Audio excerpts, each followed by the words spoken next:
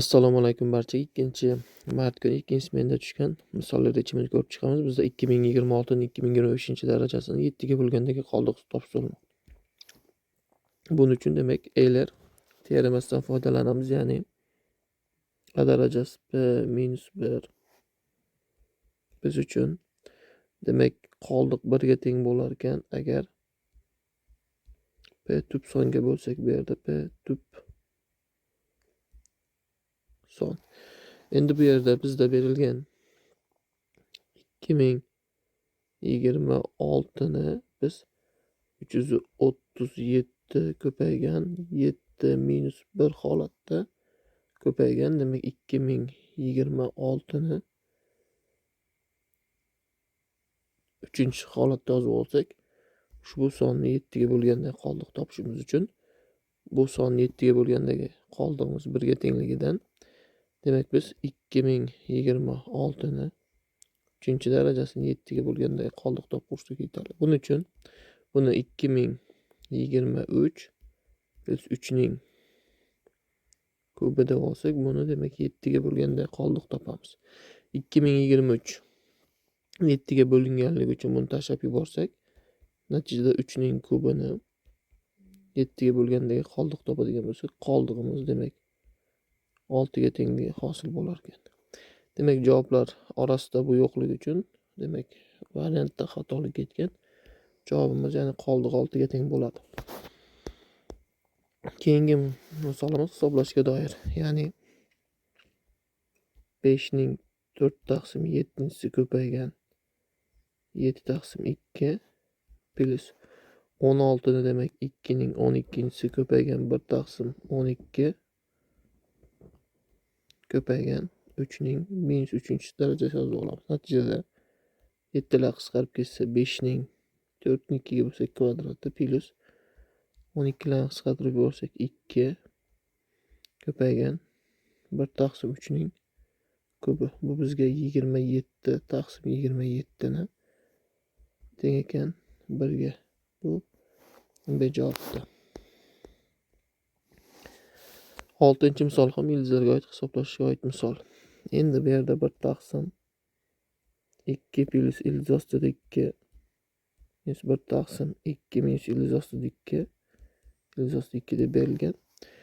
Demak, mana bu ifodamizni mahraj berib olsak, bir biriga bunga 2 minus ildiz ostida 2 da, bunga esa 2 plus ildiz ostida 2 da. Natijada 2 minus ildiz ostida 2 minus 2 minus ildiz ostida 2 taqsim. Demak, mahrajimiz 2 ga tenglik keladi. Bu ayrilgan ildiz ostida 2. 2 larni qisqartirib yuborsak, minus 2 ildiz ostida 2 taqsim 2 minus ildiz ostida 2. 2 ga bo'lib yuborsak, minus ildiz ostida 2 ayrilgan ildiz ostida 2. Natijada minus 2 ildiz ostida 2 degan javob kelib chiqadi. Bu bizda bu javobdir. Progressiya, arifmetik progressiyaning eng hadi o'rta arifmetik 2 ga teng bo'lsa, A9 ni toping deb so'ralmoqda. Buning uchun dastavval biz A1, A2, A3 va hokazo AN taqsim N biz uchun 2 N ga teng ekan. Endi bu yig'indimiz biz uchun Sn ni beradi. Buni n ga ko'paytirib olsak 2n ning kvadrati. Endi S9 ni topishimiz uchun, ya'ni A9 ni topishimiz uchun aniqrog'i S9 dan demak S8 dan ayirishimiz kerak. Natijada A ning 9 kelar ekan. Buning uchun demak S9 topishimiz uchun S9'imiz 2 ko'paygan 81 162 ga S8 esa 2 ko'paygan 49 ya'ni 98 ga tengligi hosil bo'ladi. Natijada ikkovini bir-biridan ayirib yuborsak, bizda A9'imiz teng ekan. Demak 64 ga tengligi hosil bo'ladi. Bu yerda ham demak adashmasam xato ketgan. Ya'ni A9 nimiz A10 so'ralgandi. A9 topadigan bo'lsak 64 ga teng. Endi A10 ni topib ko'raylik. Demak S10 dan S9 ni ayiradigan bo'lsak, S10 imiz ya'ni 2 ko'paygan 100 ayrilgan 2 ko'paygan bizda 81 hosil bo'ldi. Natijada 2 ni qarsani tashqariga chiqarib olsak, 100 ayrilgan 81 bu 2 ko'paygan 19 A10 esa 38 ga tengligi hosil bo'ladi. Demak, mana buni demak A10 qilib qo'ysak ham bo'ladi bu javobdir. Tenglamaning haqiqiy ildizlari yig'indisini toping deb so'ralmoqda. Buning uchun biz dastavval ildiz osti ichini 2 plus ildiz osti 3 ning kvadratini x-inchisi plus ostida 2 minus ildiz osti 3 ning kvadratini x-inchisi teng 14 galigi hosil bo'ladi. Endi kvadrat bilan ildiz qisqartirib yuborsak 2 plus ildiz ostida 3 darajada x plus 2 ildiz ostida 3 darajada x teng ekan 14 ga. Bu ikkovi bir-biriga teskari son bo'lganligi uchun bunga demak t deb belgilab tursak, bu 1 taqsim t-ligi kelib chiqadi teng 14 ga. Natijada t dan maxraj berib olsak, t ning kvadrati minus 14 ta t plus 1 teng 0 ga kelib chiqadi. Endi 14 ning kvadrati biz diskriminant topib olsak, 196 ayrilgan bizda 4 teng 192 ga. Shunda t birimiz teng 14 plus 192 bizda 8 ildiz ostida 2 bo'lingan 2. Natijada 7 plus 4 ildiz ostida 2 ni beradi. T2 esa 7 minus 4 ildiz ostida 2. Demak, o'rniga keltirib qo'ysak 2 plus ildiz ostida 3 darajasi x imiz teng bo'lar ekan bunga, ya'ni 7 plus ildiz ostida 4 ildiz ostida 3 ga. Demak, mana bu 3 edi bizda.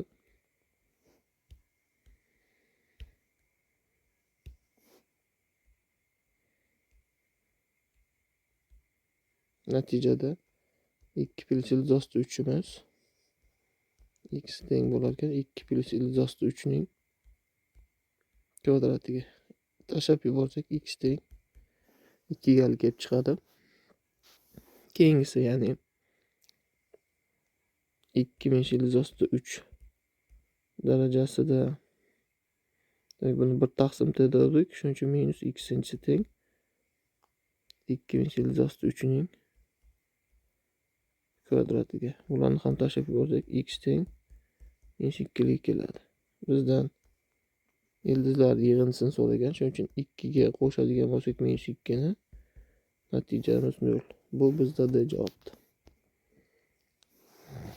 Tengsizlikning nechta butun yechimi bor deb so'ralmoqda. Modulli tengsizlik 1 minus ildiz ostida x modulda kichkina 1 dan buni quyidagi holatda ocha olamiz. Ya'ni 1 minus ildiz ostida x kichkina 1 dan katta minus 1 dan desak, bu qo'sh tengsizlik ko'rinishida ishlanadi. Ya'ni minus 2 dan katta minus ildiz ostida x kichkina demak 0 dan. Endi minusga bo'lib yuborganimiz uchun tengsizlik ishorasi o'zgarsa 2 dan demak kichkina ildiz ostida x katta 0 dan. Natijada ildiz ostida x imiz katta 0 dan bo'lsa, x katta 0 dan. Ildiz ostida x imiz kichkina bo'lsa 2 dan, x kichkina 4 dan. Ya'ni 0 dan katta 4 dan kichik bo'lsa, ya'ni 0 dan 4 gacha oraliqda, ya'ni ikkovi ham kirmasa bizda 3 ta yechim hosil bo'ladi. Ya'ni bular 1 2 3. Tenglamaning haqiqiy ildizlar sonini toping deb so'ralmoqda. Buning uchun cosinus x Demek buni 0 ga tenglasak x teng pi taqsim 2 plus bizda pn degan ildiz hosil bo'ladi kosinusda. Endi faqat 4 minus x kvadratga 0 dan katta yoki teng desak, ildizlarimiz minus 2 yu 2 bizga manfiy, musbat, manfiy javob bo'lguncha musbatlar joyi kerak. Ya'ni minus 2 dan 2 gacha bo'lgan oralıqda. Endi pi sonimiz biz uchun 2 ga bo'lsak, pi sonini 1,57 hosil bo'ladi. Endi 0 beradigan bo'lsak, bizda pi taqsim 2 kiradi. Endi pi taqsim, ya'ni n ning o'rniga minus 1 beradigan bo'lsak, minus pi taqsim 2 ham kiradi. Endi 2 beradigan bo'lsak, oshib ketadi. Minus 2 da ham oshib ketsa, bizning javobimiz 2 ta, ya'ni pi taqsim 2 minus pi taqsim 2 degan javob hosil bo'ladi va bizda oralig'imizdagi ya'ni ildizlar ikkita emas ekan, ya'ni 2 bilan minus 2 ham kirganligi uchun javobimiz 4 ta yechimga ega bo'ladi. 21-misol fx funksiya biz uchun 8 plus x 3 minus x kichkina 0 dan x katta yoki teng 0 dan bo'lganligi uchun bizda f minus 5 ni so'ralmoqda. Ya'ni x'imiz minus 5 ga tengligi uchun, demak 0 dan kichkina bo'lganligi uchun birinchi tenglikka borib qo'ysak, natijada 8 aylgan 5 bu bizga 3 ga tengligi hosil bo'ladi. Endi f minus 5imiz 3 ga teng bo'ladigan bo'lsa, endi ikkinchi tenglamaga borib qo'yamiz. Ya'ni bo'lsa bizdan f minus 5 bizga f 3 ni beradi. Endi ikkinchi tenglamaga borib qo'ysak, 3 aylgan 3 bizda 0 ga teng. Endi f 0 dagi qiymatini topishimiz uchun 0 ga teng bo'lganligi uchun ikkinchi tenglamaga bo'lsak, 3 dan 0 ni ayirsak, natija 3 ekan. Shunda f minus 5 ni qiymati biz uchun demak 3 dek kelib chiqadi. Bu B javob. 22-misol funksiya hosilasining x0 nuqtadagi, ya'ni pi taqsim 4 nuqtadagi hosilasini topish so'ralmoqda. Bunun uchun dastavval funksiyadagi qiymatga x0 o'rniga borib qo'ysak, ya'ni pi taqsim 4 ni funksiyamiz manfiy bo'lganligi uchun bizdan funksiya manfiy holatda ochib olamiz. Ya'ni fx'imiz biz uchun logaritm cosinus x sinus x minus ln x holatda. Bundan hosil olsak, onun uchun da bir logaritmni demak lnlab olsak, ya'ni ln y asosga o'tkazib olsak, ln sinus x taqsim ln cosinus x minus 1 taqsim, ya'ni ln x. Endi shundan hosil olishimiz kerak. Natijada bizda ln sinus x taqsim ln cosinus x dan hosil olsak, bu bo'linmadan hosila.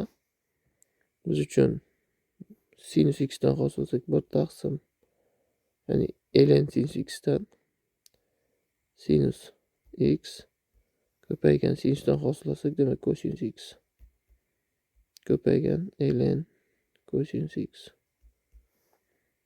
minus 1 taqsim, ya'ni ln cosinus x dan hosil oladigan bo'lsak, 1 taqsim cosinus x ko'paygan cosinus x dan hosil olsak, sinus x o'tib ketadi, minus sinus x ko'paygan ln sinus x taqsim, demak ln cosinus x ning kvadrati ln x dan hosil olsak 1 taqsim x, bu bizga cosinus taqsim sinus kotangens x ln cosinus x plus tangens x ln sinus x taqsim ln kvadrat kosinus x minus 1 taqsim x deb beradi. Natijada o'rniga keltirib qo'ysak pi taqsim 4ni tangens bilan kotenges birligidan ln ildiz osti 2 taqsim 2 plus ln ildiz osti 2 taqsim 2 bo'lingan demak ln kvadrat ildiz osti 2 taqsim 2 ni beradi. Bu esa bizga 4 taqsim pi ni berar ekan. Endi buni soddalashtirib olsak 2 ta ln ildiz osti 2 taqsim 2 bo'lingan bu biz uchun 2 ta ln ya'ni ln ildiz osti 2 taqsim 2 ko'paygan ln 2 taqsim 2. Koni qisqartirib olsak minus 4 taqsim pi. Natijada 2 taqsim bu bizga minus 1 taqsim 2 ln 2 minus 4 taqsim pi ni bersa, tepaga ko'paytirishga borsak 4 taqsim ln 2 minus 4 taqsim pi hosil bo'ladi. Bu javobimiz bizda javob. Endi integralni hisoblang deb so'ralmoqda. Buning uchun dastavval 0 dan 1 gacha x ni kubi minus x ni kvadrati plus 2 darajada 2025.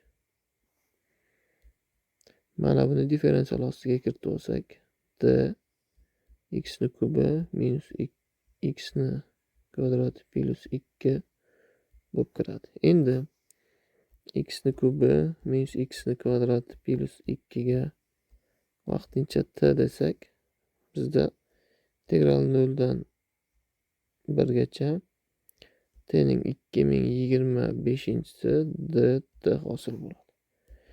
Endi bundan boshlang'ich oladigan bo'lsak, bizda t ning 2026-si taqsim 2026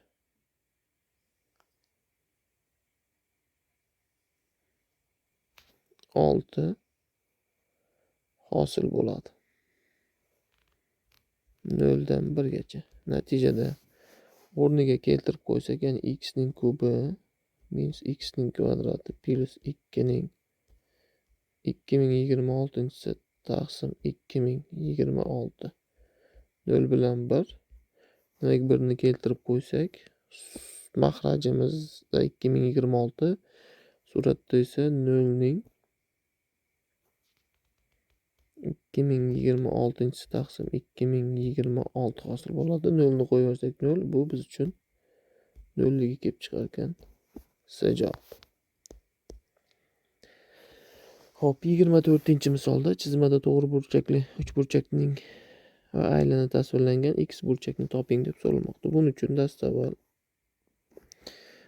mana bu joyimiz bilan bu joyimiz ya'ni radius ekanligidan mana bu burchagimiz ham 40 gradusligi. Endi bu 90 ekanligidan x burchagimiz ya'ni 40 qo'shilgan 90 qo'shilgan x teng 180 gradus ekanligidan x burchagimiz 180 gradus ayrilgan 130 gradus x teng bo'lar ekan, demak 50 gradusga. Bu bizda javob.